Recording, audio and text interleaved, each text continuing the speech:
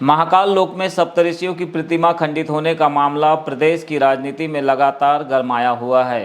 कांग्रेस का आरोप है कि महाकाल लोक में भाजपा सरकार ने एक बड़ा घोटाला किया है। इसे लेकर आज कांग्रेस के कार्यकारी अध्यक्ष राजा सोनी, प्रदेश महासचिव पुष्पा बिसेन और अनुभा मुद्रारे ने मुख्यमंत्री से इस्तीफे की मांग की। साथ में हाईकोर्ट के न्यायाधीश से इस पूरे मामले की जांच कराने पर जोर दिया। राजा सोनी ने कहा कि करोड़ों की लागत से बने महाकाल लोक में स्थापित सप्तऋषियों की प्रतिमा टूटना बेहद ही दुखद है। भगवान के नाम पर वोट लेने वाली भाजपा सरकार ने भ्रष्टाचार में महाकाल लोक को भी नहीं छोड़ा है, जहां पर लगाई गई मूर्तियां एक आंधी तूफान में ही धराशायी हो गई। ये भगवान के नाम पर वोट लेने की बात करती है, लेकिन जिस तरह से वहाँ पर देखा गया महाकाल लोक में, जिस तरह से भ्रष्टाचार करके जो वहाँ पर मूर्तियों का निर्माण किया गया घटिया तरीके से, ये बहुत ही दुखद है। और जिस तरह से वहाँ पर जो सप्तऋषियों की मूर्तियाँ टूटकर गिरी, खंडित हुई, उससे निश्चित रूप से पूरे मध्य प्रदेश के पूरे देशवासियों को कहीं ना कहीं पीड़ा हुई है। और इस बात की पीड़ा हम सबको भी है कि जिस तरह से धर्म के नाम पर इस तरह का भ्रष्टाचार बहुत ही गलत है। और जो इसके पूर्व में इस महाकाल लोक का जो है भूमि पूजन भी प्रधानमंत्री जी के द्वारा किया गया। अनुभा मुद्रारे ने कहा कि जो महापाप भाजपा ने महाकाल लोक में किया है, इसके लिए उन्हें भगवान भी माफ नहीं करेगा। यह योजना जरूर कांग्रेस नीत कमलनाथ सरकार की संकल्पना थी, लेकिन भाजपा ने सत्ता में आते ही इसमें कई बड़ी गलतियां की, जिससे हल्की सी आंधी में यह मूर्तियां खंडित हो गई। वो अधिकांश मूर्तियाँ ध्वस्त हो गई, खंडित हो गई।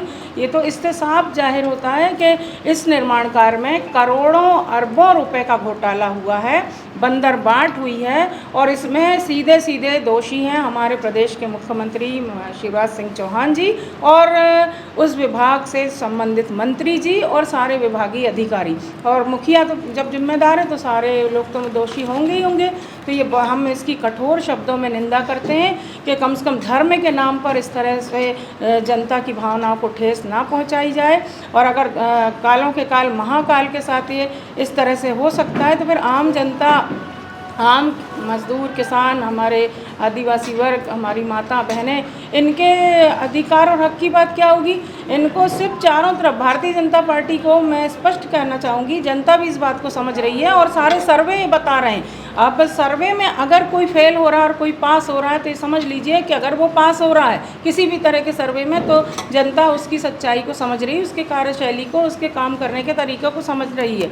और अगर वो फेल हो रहा है तो भी जनता समझ रही है कि कितने भ्रष्ट हैं, ये किस तरह से जनता की उम्मीदों पे खरे नहीं उतर रहे हैं, काम नहीं कर रहे हैं।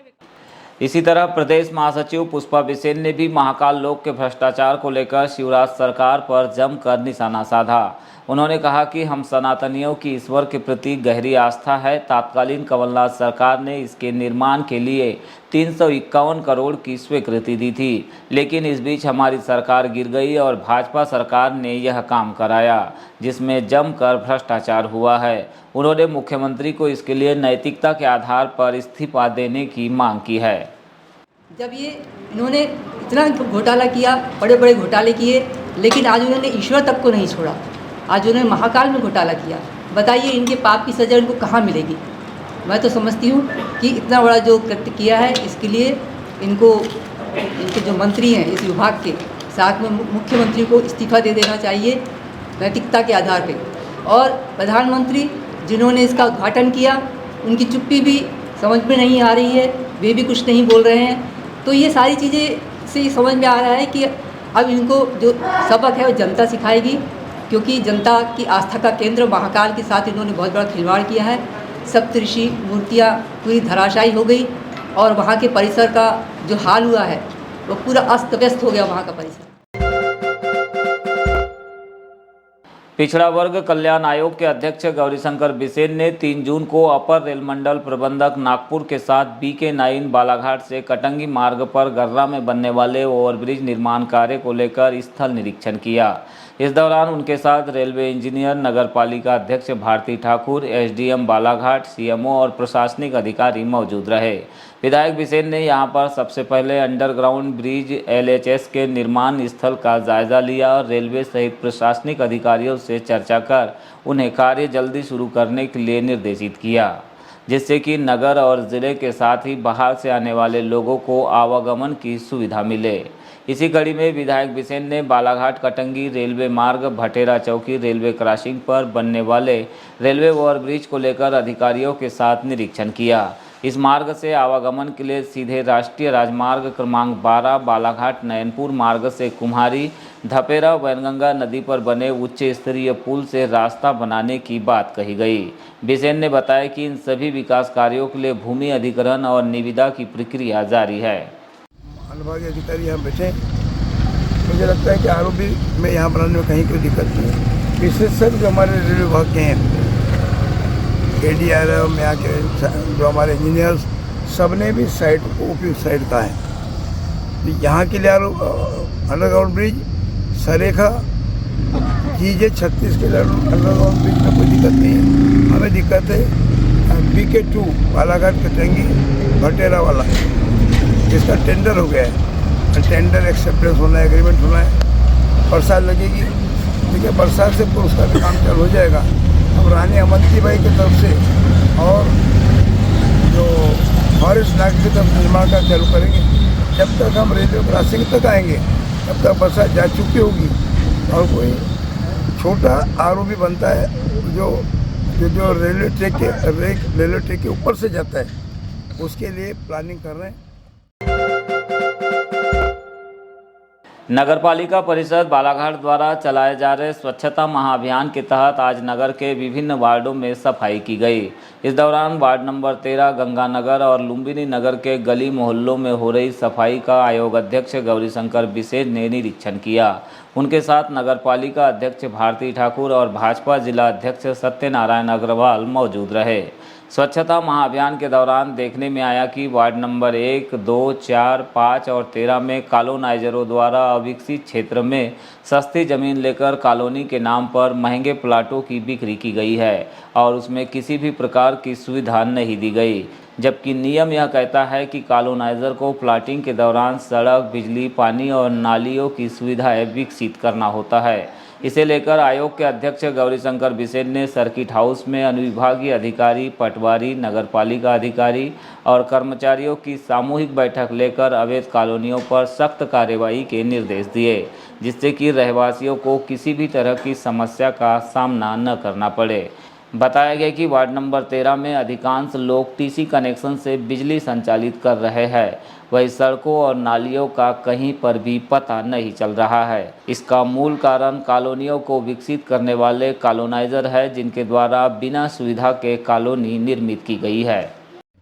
रेलवे स्टेशन से लेकर रेलवे ट्रैक के किनारे किनारे वार्ड नंबर 6, 29, 8, 7, 5, 4, 3, 10, 2, 1 की बसाटों का पानी ये निकालने का मार्ग पर नगर पालिका के द्वारा वो जेसीबी मशीन लगा करके नालों का युद्ध स्तर पर सफाई अभियान जारी है। परंतु यह देखा गया है कि बहुत स्थानों पे नाले पर लोगों ने निर्माण कार्य किया है। वे स्वतः 24 घंटे के अंदर अपना अतिक्रमण तोड़े, वरना शक्ति को पकड़ कर ऊपर ले जाए। ये सारे नालों को अब हम अभी तो सफाई करते हैं, लेकिन इस बार पक्के नाले बनाए जाएंगे। इसकी लागत लगभग 20 करोड़ से 22 करोड़ आएगी, जिसके प्रपोजल राज्य सरकार को भेजे जा रहे हैं। इसी संदर्भ में ADRM और उनके मैकेनिकों के साथ, उनके इंजीनियरों के साथ नगर पालिका परिषद उनके संयुक्त दल का निरीक्षण हुआ और आपसी सहमति बनी कि वे केबल की सुरक्षा के लिए नगर पालिका परिषद से लेबर सपोर्ट के साथ भविष्य में डबल लाइन रेलवे का ट्रैक बने, उसका ध्यान रखते हुए भूमि स्वामी हक के साइड से नाले का निर्माण करने के लिए सहमति बनी है। पूर्व सांसद कंकर मुजारे ने 3 जून को अपने आवास पर पत्रकारों से चर्चा की। उन्होंने मुख्यमंत्री शिवराज सिंह चौहान के मलाजखंड आगमन को लेकर कड़ी प्रतिक्रिया जाहिर की। उनका कहना है कि मुख्यमंत्री जब भी आते हैं लंबी चौड़ी घोषणाएं करते हैं, लेकिन उसका लाभ जिले वासियों को नहीं मिलता है। पूरे प्रदेश में जंगल राज चल रहा है, सुशासन के नाम पर कुशासन चल रहा है। मध्य प्रदेश कर्ज के जाल में फंसा हुआ है। प्रदेश पर 4 लाख करोड़ का कर्ज हो चुका है, फिर भी सरकार के द्वारा रोजाना कर्ज लिया जा रहा है। कि मनमानी जंगल राज चल रहा है, कुशासन है पूरा, सुशासन नाम की कोई चीज़ नहीं है। भ्रष्टाचार से पूरा डूबा हुआ है प्रदेश और कर्ज के जाल में फंसा हुआ है। अभी 4 लाख करोड़ है कर्ज मध्य प्रदेश सरकार पर। इतना कर्जा कभी नहीं था। जब हम विधायक थे सिर्फ 20,000 करोड़ का कर्ज था। सरकार उस समय कांग्रेस पार्टी की थी, दिग्विजय सिंह मुख्यमंत्री थे। 20,000 करोड़ कर्ज, उसमें भी हम लोग बहुत हल्ला करते थे, बहुत चिल्लाते थे 20,000 करोड़ कर्जा ये नहीं चलेगा। लेकिन अब तो 4 लाख करोड़ का कर्जा हो गया 20 साल में। अभी कर्ज लेते ही जा रहे हैं, फिर भी अभी रुकेगा नहीं। अभी हर दिन 2-4 दिन में कर्जा लेते हैं, हर 2-4 दिन में कर्जा लेते हैं। कंकर मुजारे ने पहलवानों के समर्थन में कहा कि देश में गोल्ड मेडलिस्ट पहलवान लगातार उत्पीड़न को लेकर प्रदर्शन कर रहे हैं, लेकिन देश की सरकार अपराधी को पकड़ने के बजाय उन्हें बचाने का काम कर रही है। उन्होंने इसके लिए प्रधानमंत्री नरेंद्र मोदी को शर्म करने की बात कही है।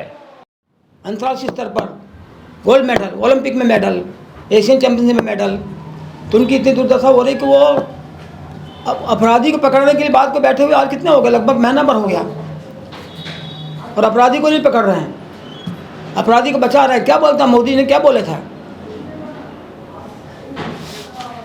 हम अपराधी को बचने नहीं देंगे, महिलाओं को संरक्षण देंगे, बेटी को संरक्षण देंगे। अब अपराधी को बचा रहे हैं। पहले बोलता था लड़की बचाओ, बेटी बचाओ। कहाँ बेटी को बचा रहे हैं, अपराधी को बचा रहे हो। तो बेटी कहाँ बच रही है, बेटी बैठ रही है आके धरने पर, लाठी खा रही है। बदतर हालत है, फिर भी प्रधानमंत्री को शर्म नहीं आ रही। फिर भी एक भी बार मुंह से नहीं बोल रहे हैं, कुछ भी एक शब्द नहीं निकल रहा उनके मुंह से। जब गोल्ड मेडल जीत के आई तो उनको बैठा के चाय पिला रहे थे अपनी पोजीशन बढ़ाने के लिए, उनको दिखा के अपना वोट बैंक ठीक करने के लिए कहा था ना दिनेश फोगाट से कि आप तो मेरी परिवार की हो। अब क्या हो रहा है,